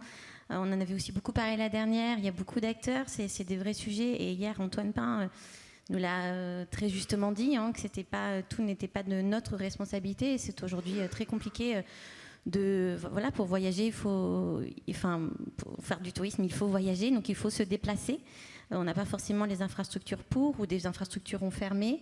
On a cette question du dernier kilomètre, mais ce qui n'est pas si simple, qui est facile de gérer dans des villes, notamment autour du colis, de la dernière livraison, mais qui est quand même plus difficile quand il faut livrer des familles avec leurs bagages. Et surtout, encore une fois, c'est le modèle économique des entreprises qui vont développer ce dernier kilomètre qui est difficile à trouver parce qu'il va falloir multiplier les territoires et cette saisonnalité. Donc, c'est passionnant. Nous, on fait des tests en ce moment sur le Val-de-Garonne. Donc, pourquoi pas revenir sur mon territoire de cœur avec une entreprise qui fait des scooters électriques avec des séjours bas carbone. Donc, on teste des choses, mais ça ne veut pas dire que ça va être pérenne aujourd'hui. Donc ça me passionne beaucoup. Il y a un autre sujet, et Solène le disait, c'est le changement climatique. Évidemment, moi j'adore accompagner aussi des entreprises qui travaillent sur l'infrastructure même du tourisme. Ah, il va me dire peut-être que je vais faire un 15 minutes chrono, je me méfie. Non. Du coup, j'aime beaucoup travailler sur la durabilité des bâtiments, sur comment on fait des économies d'énergie. Hier, vous avez... voté, non, c'est le jury qui a voté pour Revolt notamment, mais il y avait aussi Nawa qui est aussi différent, mais qui permet d'avoir moins d'eau dans son gel douche. Les économies d'eau, c'est passionnant. Il y a plein de solutions qui existent aujourd'hui qui permettent de retraiter les eaux usées des hôtels et des campings. Et encore, c'est compliqué parce que la réglementation ne le permet pas toujours. Donc, c'est pas dépendant en fait de l'industrie du tourisme ou des solutions qui innovent. C'est beaucoup dépendant du politique. Et de l'Europe parfois. Mais on est dans la transition, encore une fois. Ce virage-là n'est pas tant répondre, faciliter la vie aux visiteurs, etc., mais davantage dans les processus sur comment avoir moins grands impacts, comment améliorer, comment... Donc, il y a vraiment cette approche presque sociologique, encore une fois. L'humain, il est... Oui, c'est changer de paradigme aussi, mais tu vois, sur la mobilité, c'est des sujets passionnants, mais tellement compliqués, et Greg, il pourrait vous en parler maintes fois.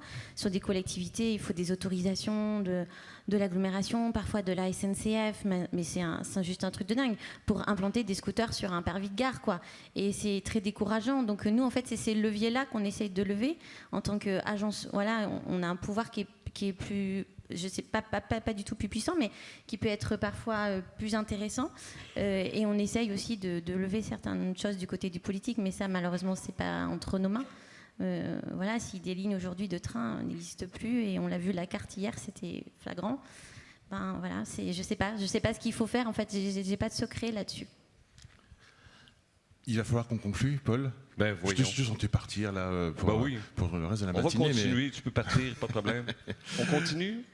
Est-ce que d'un mot, tous les trois, d'une phrase au minimum, et tous les quatre, Paul, est-ce qu'il y a quelque chose là en ce moment qui vous fait vraiment triper, capoter, comme tu dirais, et que vous avez envie de voir arriver, peut-être dans votre usage perso en tant que voyageur, voyageuse, ou dans votre usage pro en tant que responsable d'une structure vis-à-vis de vos collaborateurs ou vis-à-vis de vos clients? Ah, vous ne l'aviez pas préparée, celle-là? Non, on ne l'avait pas préparée, j'avoue. Moi, ce que j'aime bien en ce moment, c'est un peu tout ce qui a été dit là, c'est un peu le retour du bon sens aussi. Des choses qu'on veut faire et tout. Et moi, ce qui me fait triper pour demain, c'est de dire qu'on va pouvoir aussi prendre ces sujets de responsabilité environnementale. Vous avez parlé aussi du surtourisme, de tout ce qui peut se passer, pour revenir aussi à l'intérêt pour les voyageurs et les utilisateurs. C'est tout ça aussi, on parle beaucoup d'expériences de voyage, ainsi de suite, mais c'est sûr que tourner pendant 2 heures parce qu'il n'y a pas de place sur un parking pour aller voir un monument, ça ne fonctionne pas, et l'expérience n'est pas terrible, et là-dessus, ça ne marchera pas, quoi. Donc vraiment, la projection qu'on peut faire, c'est arriver à créer un écosystème qui maintient aussi de l'intérêt et des expériences, on va dire, uniques, de qualité, avec beaucoup de ressenti pour tous les gens qui voyagent. C'est un peu l'objectif qu'on est en train de faire.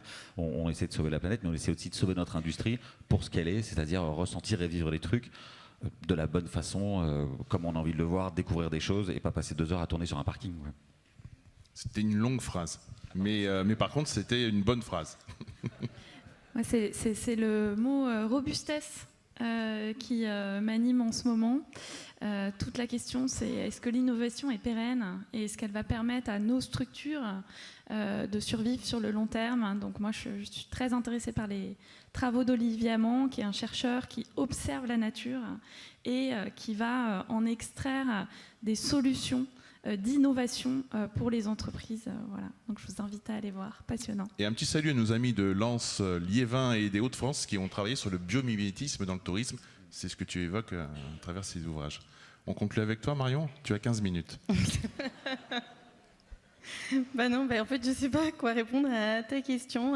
Enfin, moi, dans mon C'est quotidien, quoi le projet, je là, ne qui te changerai fait- pas mes habitudes et pour vous dire, en fait, ça fait beaucoup rire Ludo, mais je n'utilise absolument pas mon téléphone en vacances et j'ai besoin d'un guide touristique papier. Voilà, j'adore ça. Et je suis pas si vieille. Et après, sinon, non, pour conclure, moi, je suis une structure d'accompagnement, donc j'accompagne à la fois l'industrie du tourisme, hein, les hôteliers, les restaurateurs, les offices touristes, voilà, qui ont des projets d'innovation, et les entreprises qui ont des solutions à proposer. Donc, plutôt, mon main de la fin, ça c'est plutôt de mieux dialoguer entre vous, quoi, de ne pas hésiter à vous adresser à des structures voilà, comme nous pour nous livrer votre matière première, vos problématiques, et qu'on puisse vous recommander des solutions qui existent, parce que souvent, en fait, c'est juste un manque de connaissances. Et en fait, l'écosystème, il est ultra riche. Et il y a plein de solutions déjà qui proposent des choses qui peuvent répondre à vos besoins. Donc ça va dans les deux sens et il faut se nourrir voilà, des deux. Ça permet aux entreprises de se développer, mais vous aussi d'aller plus vite et vice-versa. Donc c'est cet échange continuel qu'il faut toujours garder en tête, quoi. Vous n'êtes pas seul. Enfin, il y a plein... Pardon Ludo, mais je me souviens, Jean-Luc Boulin, la consigne était claire, hein, je vais citer du Jean-Luc Boulin, une fois il m'avait dit on n'a pas raison tout seul. Et c'est vrai, on n'a pas raison tout seul en fait, il faut se faire aider, il faut dialoguer, il faut échanger. C'est que comme ça que naissent les bonnes idées. Et une fois il m'avait aussi dit plusieurs idées peuvent naître à différents endroits. J'avais pas pensé à ça et en fait ça a nourri ma carrière. Parce que je me dis que en fait, peut-être j'ai mon idée dans mon coin, mais quelqu'un d'autre l'a eu ailleurs sur le territoire ou ailleurs et il faut échanger. Elle a pris 15 minutes. J'ai une vision prospective aussi. Je pense que c'est important de le voir. C'est pas un futur très éloigné, mais je vous écoute parler et je me dis, le 30 et le 31 janvier 2025, il y aura à Québec un sommet sur l'innovation et la durabilité qui serait le pendant de Pau. C'est incroyable, ça. Il nous invite, en fait. tous. C'est du détournement d'atelier ici. Merci, Martine. On y va en Merci. bateau. On y va en Et on va bateau. parler de ces sujets-là. En tout cas, merci beaucoup à tous les trois. On a un nouveau mot-clé à rajouter dans ceux qu'on utilise, robustesse. C'est une découverte. Soyez robustes. Bravo et merci donc pour vos témoignages sur cette table ronde. Merci à toi, Paul, d'avoir bravé tes 40 degrés à peu près Celsius. Merci à toi. On va te souhaiter maintenant d'aller te reposer un peu. Oui, ça va prendre une lingette désinfectante pour mon micro. Merci à vous trois. Merci. Je vous invite Ciao. à retrouver la salle. Merci.